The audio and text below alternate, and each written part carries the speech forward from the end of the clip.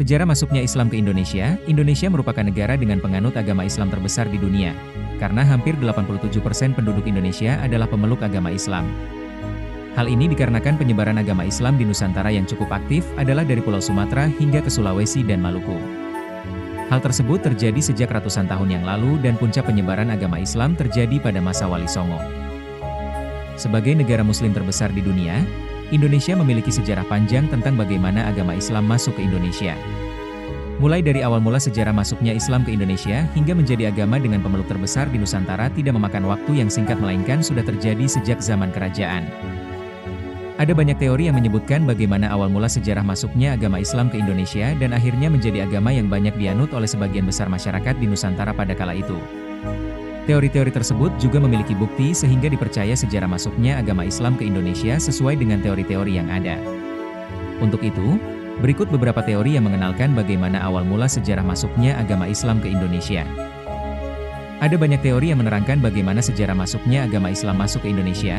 Dari semua teori tersebut kebanyakan menggambarkan Islam masuk pada masa awal-awal Hijriah atau sekitar tahun 700 Masehi. Pada masa kehilafan Islam di Tanah Arab, kehilafahan tersebut mengutus utusannya untuk datang ke Nusantara dan menyebarkan agama Islam di Nusantara. Hal ini dibuktikan dengan adanya kampung Arab atau pemukiman Arab di pesisir barat pantai Sumatera yang banyak dijumpai oleh para pedagang pada masa itu. Dengan adanya pemukiman Arab inilah yang diyakini menjadi salah satu teori awal mula masuknya Islam di Indonesia. Namun ada juga beberapa teori lain misalnya teori dari India, teori Arab, teori Persia, dan teori Cina. Masuknya agama Islam di Indonesia memiliki banyak teori, karena tidak ada yang tahu pasti, kapan agama Islam mulai masuk ke Nusantara. Untuk itu berikut kami berikan beberapa penjelasan teori masuknya agama Islam ke Nusantara. 1. Teori India, Gujarat. Teori ini dicetuskan oleh G.W.J. Drewes dan dikembangkan oleh Snokur Gronje dan kawan-kawan. Selain itu teori India atau teori Gujarat ini juga diyakini oleh sejarawan Indonesia Sucipto Wirjo Suprato yang meyakini awal mula sejarah masuknya Islam di Indonesia adalah melalui India, Gujarat. Teori India atau teori Gujarat adalah teori yang menyebutkan bahwa agama Islam masuk ke Indonesia melalui para pedagang dari India Muslim, Gujarat, yang berdagang di Nusantara pada abad ke-13. Para saudagar dari Gujarat yang datang dari Malaka kemudian menjalin relasi dengan orang-orang di wilayah barat di Indonesia kemudian setelah itu terbentuklah sebuah kerajaan Islam yang bernama Kerajaan Samudra Pasai.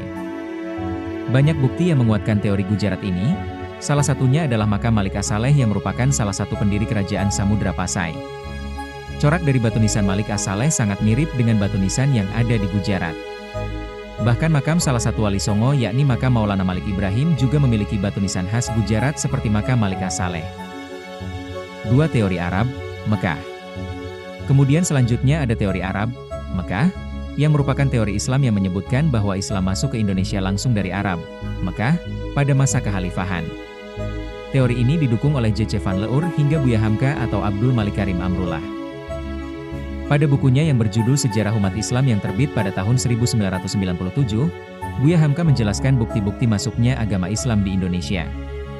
Bukti yang dimaksud Buya Hamka ini adalah berupa sumber dari naskah kuno Cina yang menyebutkan bahwa sekelompok bangsa Arab yang bermukim di pesisir barat Pulau Sumatera pada tahun 625 Masehi.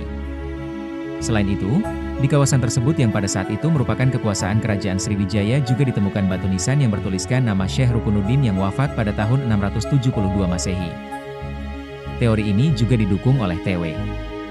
Arnold yang menyatakan bahwa pada masa itu bangsa Arab merupakan bangsa yang dominan dalam perdagangan di Nusantara. Kemudian mereka menikah dengan warga pribumi dan berdakwah di Nusantara. 3. Teori Persia, Iran. Teori yang menyatakan bahwa asal mula sejarah masuknya agama Islam ke Indonesia dari negara Persia, yang sekarang bernama negara Iran, adalah teori yang didukung oleh Husain Jajadiningrat dan Umar Amir Hussein. Jajadiningrat berpendapat jika teori Persia ini selaras dengan asal mula masuknya Islam ke Indonesia. Hal ini dikarenakan menurut Jajadiningrat kebudayaan Islam di Nusantara memiliki banyak kesamaan dengan kebudayaan Islam di Persia. Salah satu contoh kebudayaan Islam di Nusantara yang mirip dengan kebudayaan Islam di Persia adalah kaligrafi-kaligrafi yang ada di makam batu nisan di Nusantara. Ada pula beberapa ritual keagamaan seperti tabot di daerah Bengkulu dan tabuik di daerah Sumatera Barat yang hampir sama persis dengan ritual keagamaan di Persia yang diadakan setiap tanggal 10 bulan Muharram. Akan tetapi seperti yang kita ketahui, aliran Islam di Persia merupakan aliran Islam Syiah sedangkan aliran Islam yang berkembang di Indonesia adalah aliran Sunni. Sehingga teori Persia ini dianggap kurang relevan dengan fakta yang ada. 4. Teori Cina. Teori Cina merupakan teori yang menyebutkan bahwa asal mula sejarah masuknya agama Islam ke Indonesia berasal dari Cina. Agama Islam sendiri berkembang di Cina pada masa dinasti Tang, 618-905 Masehi. Islam masuk ke Cina sendiri dibawa oleh Panglima Muslim yang bernama Sa'ad bin Waqqas yang berasal dari Madinah pada masa kekhalifahan Utsman bin Affan. Bahkan salah satu kota di Cina pada masa itu yakni kota Kanton pernah menjadi pusat dakwah Muslim di Cina. Dalam buku Islam in China yang ditulis oleh Jean Aberlie, 2004, menyebutkan bahwa relasi antara orang-orang Islam dari Arab dengan orang-orang di Cina terjadi pada tahun 713 Masehi. Masuknya Islam ke Nusantara juga diyakini bersamaan dengan banyaknya migrasi orang-orang Cina Muslim ke Asia Tenggara terutama wilayah Nusantara yang kebanyakan memasuki wilayah Sumatera bagian selatan pada tahun 879 Masehi atau abad ke-9 Masehi. Bukti lain dari teori Cina ini adalah banyaknya pendakwah yang berasal dari keturunan Cina yang mempunyai pengaruh besar pada masa kerajaan Demak. Seperti kita ketahui, kerajaan Demak merupakan kerajaan Islam pertama di Pulau Jawa. Adapun buku sejarah yang ditulis oleh Nana Supriyatna yang menyebutkan bahwa Kesultanan Demak didirikan oleh Raden Patah yang merupakan putra dari Majapahit Islam ini. Banyak yang meyakini bahwa Islam masuk ke Indonesia pada tahun 700 Masehi atau pada abad ke-7. Hal ini dikarenakan dari catatan Cina kuno menerangkan bahwa pada masa itu terdapat perkampungan Arab atau pemukiman Arab di daerah pesisir barat Pulau Sumatera hingga ke sekitar Selat Malaka. Selain dengan berdagang, ada juga penyebar agama Islam yang murni memang berniat menyebarkan agama Islam dengan cara berdakwah. Salah satu contoh penyebar agama Islam di Nusantara yang sangat terkenal adalah para Wali Songo. Para Wali Songo tidak hanya menyebarkan agama Islam dengan cara mendakwah namun juga mengajarkan agama Islam dengan cara mendekati masyarakat pribumi dan berbaur serta mengikuti adat istiadat dan kehidupan sosial budaya di Nusantara. Di Kalimantan Islam masuk pada abad ke-18, hal ini terbukti dengan ditemukannya makam Islam kuno dengan batu nisannya. Sedangkan di wilayah timur Indonesia, Islam masuk melalui Sulawesi yang pada masa itu merupakan salah satu daerah yang memiliki kerajaan Islam dan tempatnya pun strategis untuk jalur perdagangan di wilayah timur Indonesia. Banyak catatan-catatan yang menyebutkan bagaimana awal mula Islam masuk ke Indonesia, kemudian siapa yang membawanya, bagaimana pengaruhnya terhadap masyarakat di Nusantara dan lainnya. Bahkan catatan Islam masuk ke Indonesia terdiri dari berbagai teori yang masing-masing teori juga menyimpulkan bukti serta pendapatnya.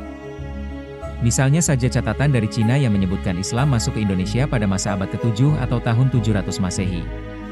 Di mana pada masa itu merupakan masa perdagangan antar negeri dan jalur Nusantara ini juga merupakan jalur yang strategis untuk pelayaran perdagangan pada masa itu. Pulau Sumatera juga menjadi wilayah di Nusantara yang menerima penyebaran agama Islam terlebih dahulu dibandingkan dengan pulau lainnya atau daerah lainnya. Pulau Sumatera menjadi daerah yang pertama mendapat penyebaran agama Islam dikarenakan posisi Pulau Sumatera yang dekat dengan Selat Malaka yang pada masa itu merupakan pusat bisnis atau pusat perdagangan. Di Selat Malaka ini banyak terdapat pedagang dari seluruh penjuru negeri dan salah satunya adalah pedagang yang berasal dari Timur Tengah seperti Arab dan Persia. Pedagang dari Timur Tengah tidak hanya berdagang namun juga sambil menyebarkan agama Islam di Nusantara. Berdasarkan buku Islam dalam Arus Sejarah Indonesia dijelaskan mengenai asal sejarah bagaimana berkembangnya Islam di Indonesia, serta peran penting dari penyimpul bangsa yang ada. Selain itu, terdapat juga pembahasan mengenai proses awal Islamisasi yang berkaitan dengan perdagangan dan juga pembentukan kerajaan. 1. Demografi. Demografi persebaran umat Islam di Indonesia banyak berada di wilayah Indonesia bagian barat, terutama di wilayah Jawa dan Sumatera. Sementara untuk wilayah timur persebaran umat Islam berada di daerah Sulawesi, Nusa Tenggara hingga Maluku. Untuk wilayah Papua bisa dibilang jarang karena wilayah Papua pada saat itu bukanlah prioritas untuk penyebaran agama Islam karena penduduknya yang masih jarang. Program transmigrasi dari Jawa yang diadakan secara besar-besaran oleh Presiden Soeharto ke wilayah timur Indonesia juga menjadi salah satu cara penyebaran agama Islam di wilayah timur Indonesia karena meningkatnya jumlah penduduk Muslim di sana. Penyebaran agama Islam di Indonesia terjadi secara bertahap dan tidak secara langsung. Mulai dari daerah barat Indonesia seperti daerah Sumatera yang menjadi tempat persebaran agama Islam pertama di Nusantara kemudian daerah Jawa, hingga ke daerah timur Indonesia. 2. Arsitektur. Pengaruh arsitektur Islam sangat banyak di Indonesia. Bahkan hampir sebagian besar bangunan yang ada di Indonesia mendapat pengaruh arsitektur dari Islam. Misalnya saja arsitektur rumah adat Betawi yang mana memiliki ciri khas teras lebar dan memiliki balai yang luas. Balai yang luas dan teras yang lebar biasanya difungsikan untuk tempat berkumpul seperti untuk mengaji, berdakwah, berceramah dan lainnya yang berhubungan dengan ajaran umat Islam. Balai yang luas serta teras yang luas juga menjadi ciri khas peninggalan peradaban Islam di Indonesia pada masa itu. Salah satu arsitektur peninggalan Islam yang merupakan asli dari peninggalan Islam itu sendiri adalah masjid. Masjid merupakan tempat yang digunakan untuk beribadah oleh umat Muslim. Arsitektur masjid dimanapun sangat kental dengan suasana Islami dan budaya Timur Tengah. Namun ada beberapa masjid yang mencampurkan arsitektur dari kedua kebudayaan. Akulturasi kebudayaan inilah yang menyebabkan bentuk masjid menjadi unik. Misalnya saja Masjid Cheng Ho yang menjadi masjid dengan arsitektur Cina bahkan berbentuk seperti kelenteng atau pagoda. Ada juga masjid-masjid di daerah Jawa yang memiliki arsitektur mirip dengan pura agama Hindu. Masjid di Indonesia sekarang ini memiliki bentuk yang beragam, mulai dari arsitektur bergaya tradisional, modern, minimalis hingga masjid dengan arsitektur mewah. Sebagai negara dengan penganut Islam terbesar, Indonesia memiliki jumlah masjid yang sangat banyak bahkan hingga ratusan ribu. Pengelolaan masjid di negara Indonesia sedikit berbeda dengan negara lainnya, terutama di Timur Tengah. Jika di negara Timur Tengah masjid banyak dikelola oleh pemerintahan, di Indonesia masjid biasanya berdiri sendiri atas swadaya masyarakat dan menjadi tanggung jawab masyarakat sepenuhnya. 3. Politik. Sebagai negara dengan mayoritas penduduk umat Muslim, maka keadaan politik di Indonesia tak lepas dari pengaruh Islam.